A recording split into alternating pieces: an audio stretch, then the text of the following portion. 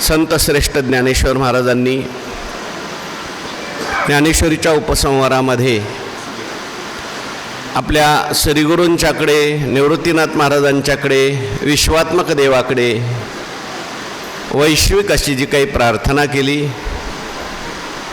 आणि ती प्रार्थना ऐकल्यानंतर, मागणी ऐकल्यानंतर श्रीगुरू प्रसन्न झाले आणि प्रसन्न अंतकरणाने श्रीगुरू निवृत्तीनाथ महाराजांनी आशीर्वाद दिलेला आहे.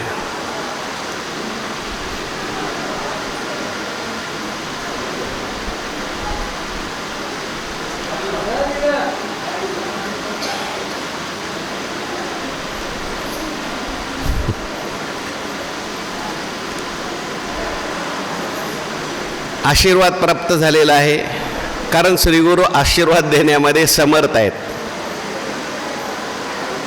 तुका म्हणे ते हे आशीर्वादे बळी. पुढं काय? दुःखवितो छळी नरकायास. आशीर्वाद देण्यामध्ये बलवान आहेत. आपण त्यांचं वर्णन काल ऐकलं.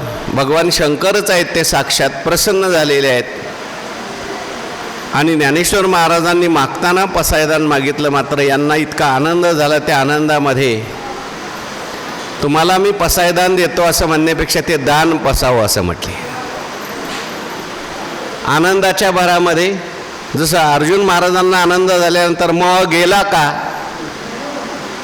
तर पहिला शब्द आला नष्टो मोहा.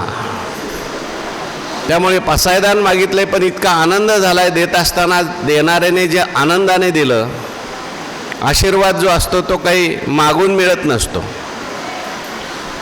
आशीर्वाद पैशाने मिळत नसतो. आशीर्वाद जबरदस्तीने मिळत नसतो. आशीर्वाद हा प्रसन्नतेने मिळत असतो. श्रीगुरू प्रसन्न झाले आणि प्रसन्न होऊन त्यांनी हा होईल दान पसावो. मी तुझेनी प्रसादी. हां, श्रीगुरू त्या ठिकाणी प्रसन्न झालेत आणि प्रसन्न झाल्यानंतर श्रीगुरूंनी आनंदाने पसायदान शब्दच म्हटलाय पण तो दान पसाव म्हटला. हे तुमचं दान तुम्हाला प्राप्त झालेलं आहे.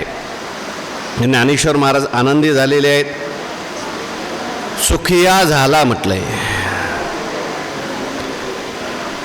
येणेवरी ज्ञानदेवो सुखिया झाला हा वर दिलेला आहे. ज्ञानेश्वर महाराजांनी आपल्या श्रीगुरूंच्याकडून मागून घेतलेला काय आहे? वर आहे. कोणता वर आहे? हा होईल दान पसावो. तुम्ही जे काही मागितलेलं आहे पसायदान, त्या सगळ्या दानाचा प्रसाद तुम्हाला प्राप्त होईल. आणि म्हणून ज्ञानेश्वर महाराज तो वर ऐकल्यानंतर प्रसन्न झालेले आहेत. थोडक्यात ज्ञानेश्वर महाराजांनी श्रीगुरूंच्याकडून वरदान मागून घेतलेलं आहे. जे काम साधनेने होत नाही ते कधी कधी वराने होतं. साधना करून होत नाही. वरामध्ये ज्याने वर दिलेला असतो त्याची शक्ती काम करत असते. भागवतामध्ये सुरुवातीला त्या धुंदुकारीचं आख्यान आलं आहे आत्मदेव ब्राह्मणाचं. आत्मदेव ब्राह्मणाला मुलगा होणारच नव्हता. 7 जन्म त्याला मुलगा नाही, परंतु त्या साधूने त्याला काय दिला? वर दिला.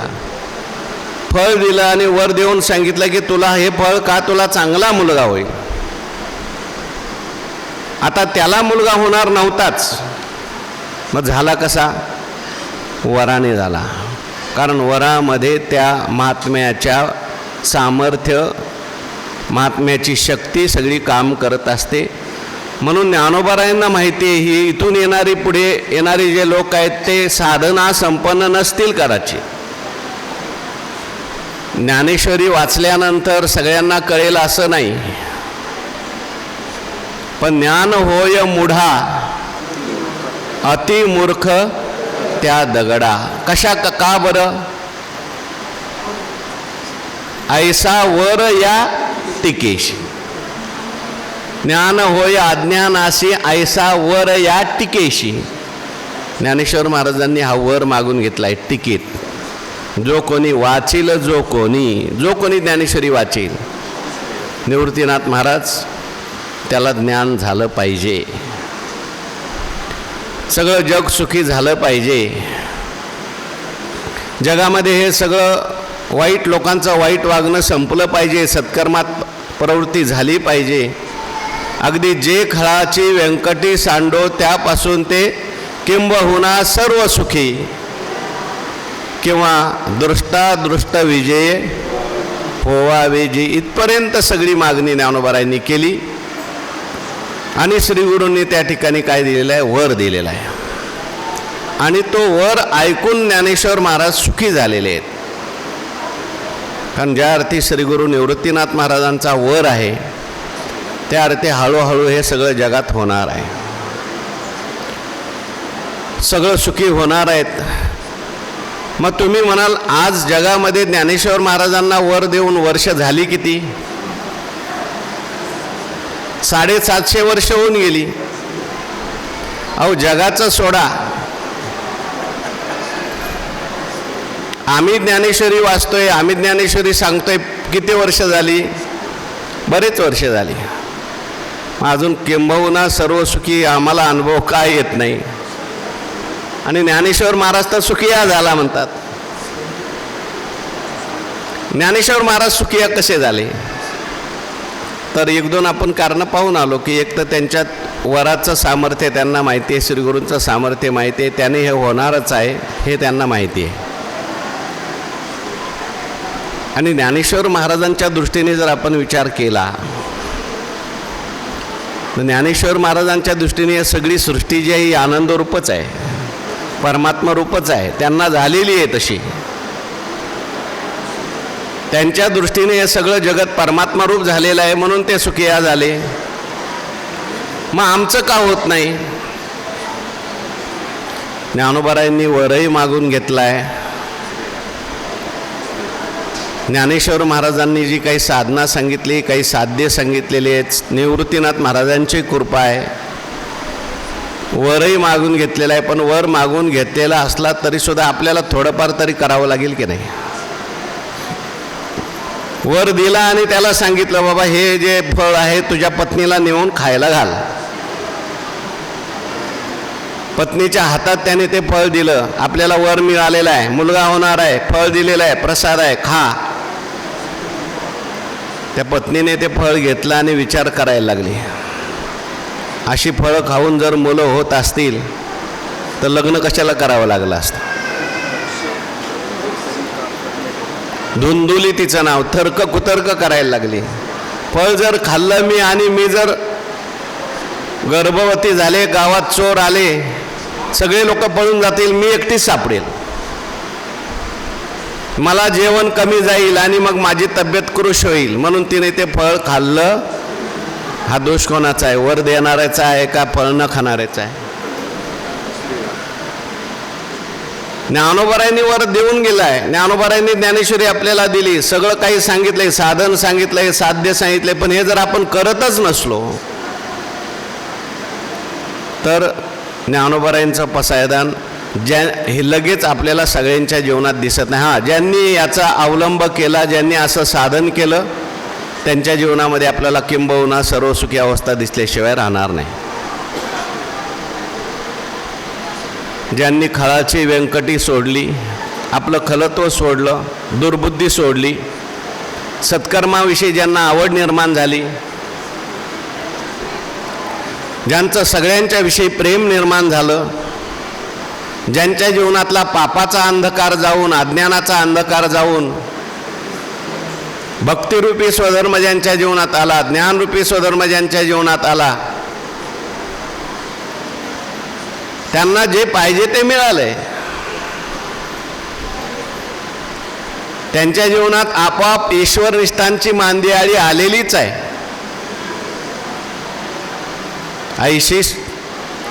ऐशी कर्मसाम्य दशा होय जेथ विरेशा, मग श्रीगुरु आपैसा भेटीची का.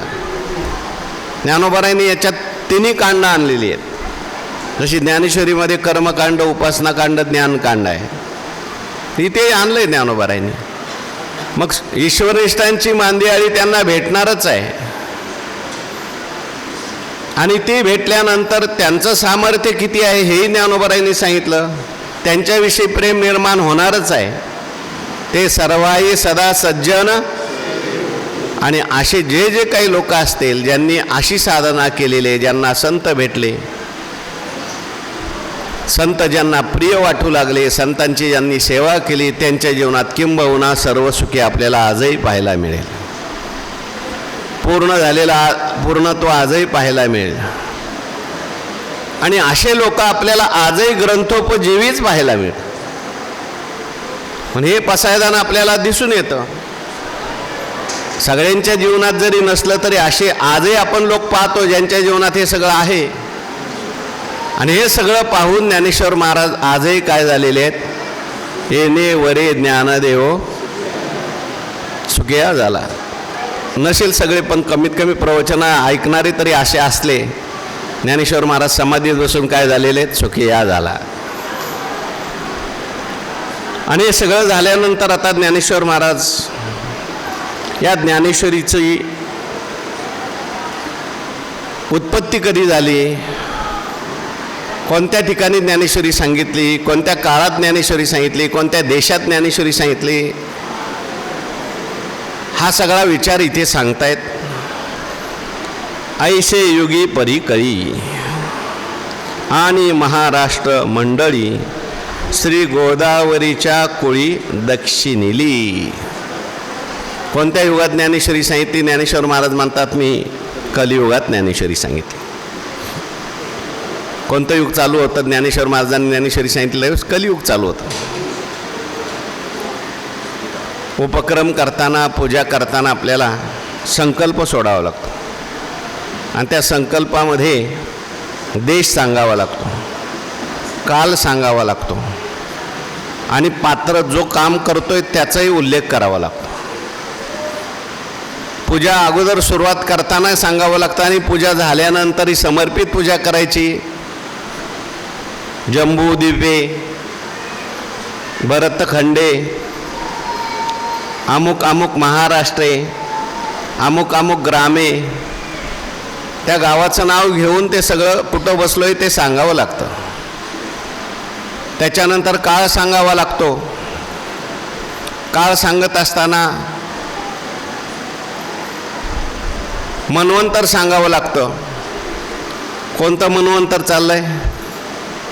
वैवस्वत मन्वंतरे. कलियुगे, कली प्रथम चरणे, अमुक अमुक संवत्सरे, अमुक अमुक मासे, अमुक अमुक पक्षे, अमुक अमुक तिथौ, आणि किती वाजता पुन्हा.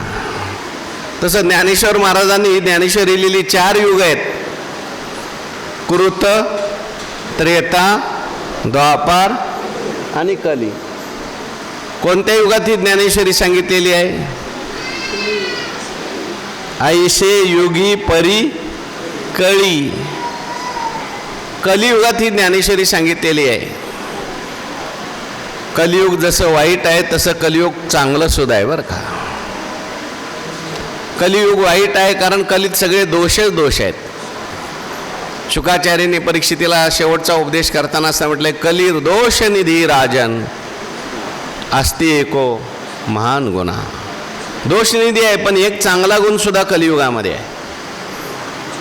चांगला गुण कोणता आहे? कीर्तनादेव कृष्णस्य मुक्त संग परम रजेत. किंवा कलियुगामध्ये जेवढे संत अवतीर्ण होतात तेवढे कुठल्याच युगात होत नाहीत. कली पापाची हे मूर्ती नाम खड्ग घेऊ हाती. कलियुगामध्ये जेवढे संत निर्माण, कारण कलियुगातच संत जास्त काय येतात, कारण कलियुगातच पापी लोक जास्त असतात, जड लोक जास्त असतात, आणि अशा जडांचा उद्धार करण्याकरता कलियुगात संतही जास्त येतात. खलु संती नारायण परायणाः असं कलियुगाचं महात्म्य सांगताना सांगितलंय. आणि म्हणून अशा कलियुगामध्ये संत येतात. किंबहुना ज्ञानेश्वरी जी प्रगट होण्याची प्रेरणा आहे ती कलियुगामुळेच आहे. काल होय आपण म्हणून आलोय, तेने कळी कळी तू भूता आला देखोनी निरुता ते आज्ञा निवृत्तीनाथा केली आईसी. ज्ञानोबारायांचा अवतार झाला. समाधी प्रसंगामध्ये वर्णन करताना वर्णन केलंय, कली माझी जन दोषी.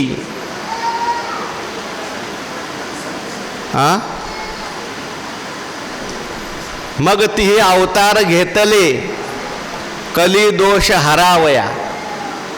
आहे का समाधीवालं कोणी पाठ? समाधी पाठवालं कोणी आहे का? मग ती अवतार घेतले कली दोष हरावया.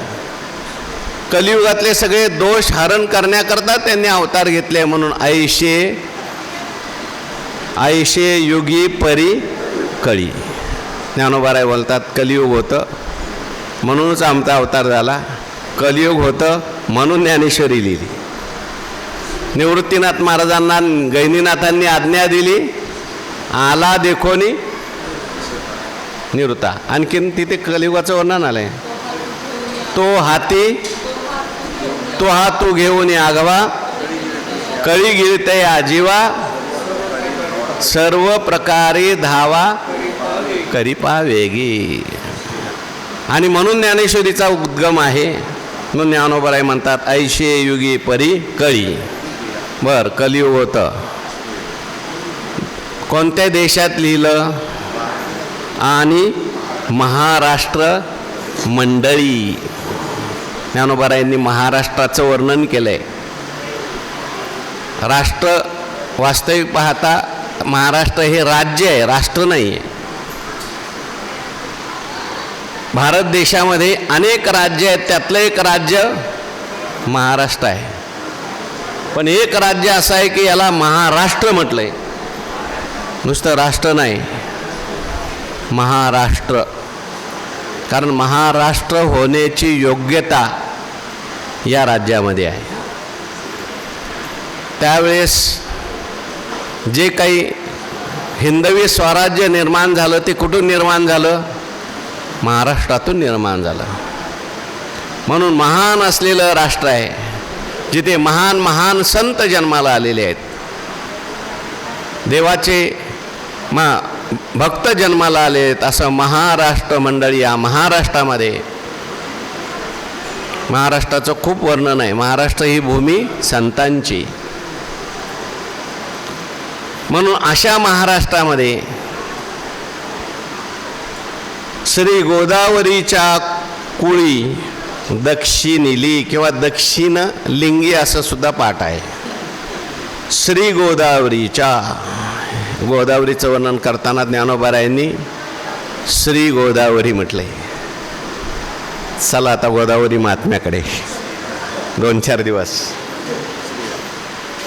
पाहून नाही आलो, मला आता सुचलं. सांगा गोदावरीचं महात्म्य काय आहे?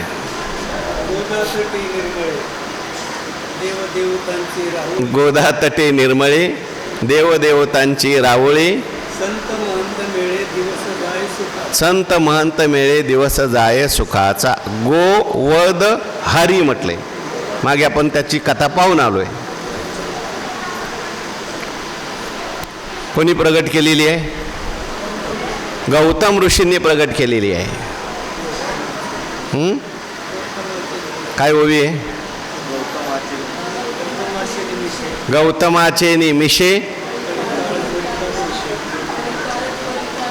कळीकाळ ज्वरिता दोषे पाणी ढाळू गिरीशे गंगेचा केला. कळीकाळ ज्वरितोद्देशे, कळीकाळाने ज्वरित झालेल्या लोकांच्या उद्देशाने पाणी ढाळू गिरीशे गंगेचा केला. गौतमाचे निमिषे, गौतम ऋषींच्या हातून हत्या करण्याचा उद्देश नव्हता, काडी मारली फक्त. पण ती गाय मरण पावली, कारण इंद्रदेवाने मुद्दाम ते गेलेलं होतं. मग त्या हत्येतून उद्धार होण्याकरता एकाच्या कैवाडे उगवी बहुतांचे कोडे, म्हणून गोदावरी माता प्रगट झाली. गोदावरीचं खूप मोठं महात्म्य आहे. गोदावरी महात्म्य नावाचा स्वतंत्र ग्रंथ आहे. तप करायचं असेल तर कुठे करायचं? गोदावरीच्या तीरावर करायचं सगळं. आता गोदावरीची परिक्रमासुद्धा करतात काही महात्मे. जशी नर्मदेची परिक्रमा आहे तशी गोदावरीची आहे. म्हणून अशी असणारी श्री गोदावरी, ज्ञानेश्वर महाराजांना गोदावरीविषयी सुद्धा काय आदर आहे. कारण ज्ञानेश्वर महाराजांच्या आजोळीसुद्धा काय आहे? गोदावरीच आहे. इथे इंद्रायणी आहे, पण तिकडे आईच्या तिकडे गोदावरी आहे. जिथे ज्ञानेश्वरी लिहिलेली आहे ते स्थान कुठं आहे? गोदावरीच्या दक्षिण तीरावर, गोदावरीच्या कुळी, गोदावरीच्या दक्षिण तीरावरती, दक्षिण अली अशी पवित्र गोदावरी माता. श्री शब्दाने गोदावरी मातेचं ऐश्वर्य सांगितलं आहे. भुक्ती मुक्ती देणारी गोदावरी माता आहे. अनादी काळापासून, रामप्रभूंच्या काळापासून ही गोदावरी आहे. ज्या गोदावरीच्या तीरी रामप्रभूंनी चरित्र केलं, लीला केली. सांगा, गोदावरीचं महात्म्य सांगणारे ओव्या अनेक भरपूर आहेत. तुम्ही सांगितलं गोदाट तटे, जेवढे आश्रम ऋषीमुनींचे आश्रम गोदावरीच्या तीरी आहेत तेवढे, जसे नर्मदेचे आहेत तसेच गोदावरीचे आहेत. वाचे म्हणता गंगा गंगा, सकळ पापे जाती गंगा. दृष्टी पडता ब्रह्मगिरी, सकळ पापे जाती भंगा. म्हणून श्री गोदावरीच्या कुळी, कुळी म्हणजे तटावर, दक्षिण अली, दक्षिण दिशेला कोणतं क्षेत्र आहे? जिथे ज्ञानेश्वरी लिहिली त्याचं वर्णन ज्ञानोबाराय पुढच्या ओळीत करतात. त्रिभुवनैक पवित्र अनादि पंचक्रोश क्षेत्र, जेथ जगाचे जीवन सूत्र